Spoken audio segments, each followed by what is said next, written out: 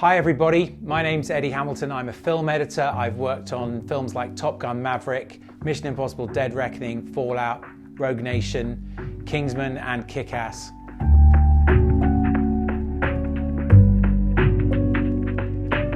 I wasn't taken to the cinema much as a kid, but when I was 8 years old, Star Wars was on ITV.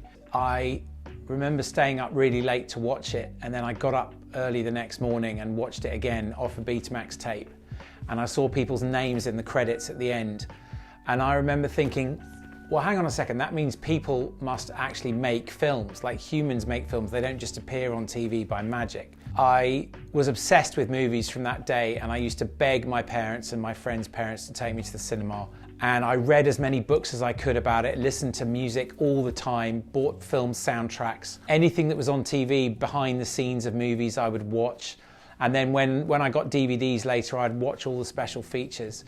And when I was about 17, I hooked up 2 VHS machines and discovered that hours would fly by in the creative process. And I was just playing around with tracks from Rocky IV and taking my video of aliens and editing like montages and just playing around with all kinds of ideas. So I thought that the combination of storytelling and technology would appeal to me. So I decided to give up dreams of writing or directing or producing and focus on editing, which really suited me. I failed to get into film school, which was a source of great sadness, but I persevered and got a job as a runner making tea in a post-production facility in London, and then worked my way up from there over the years.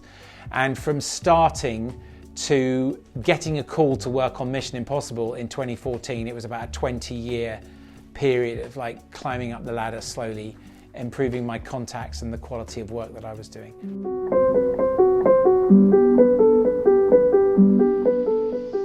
What music do I like personally? I'm a huge fan of classic movie scores. I will be honest, like that's probably what I listen to the most. I do rely on Spotify and YouTube to throw up new music ideas based on the kind of tracks that I like. And I rely on my kids to tell me what's cool.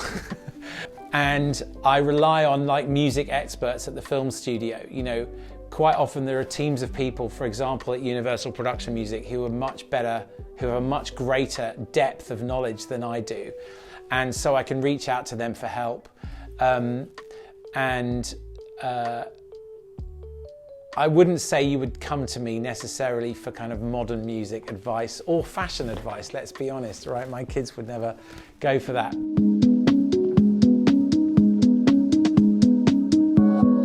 Music is the quickest way to generate a vibe or an emotional response in the audience. Aside from cutting to a close-up of a human face, music gets you into the mood very, very quickly and holds your hand into the vibe of the scene. It tells you where to kind of compartmentalize your emotions. It's an extremely powerful tool for filmmakers and storytellers.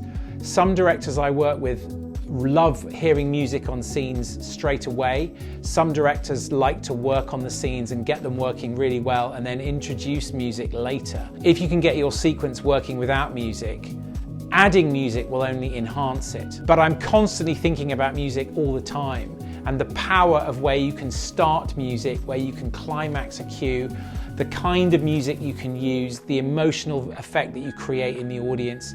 And also critically important is where not to use music and just allow dialogue and sound effects to take over. So if you have too much music, it can lessen the impact of a cue.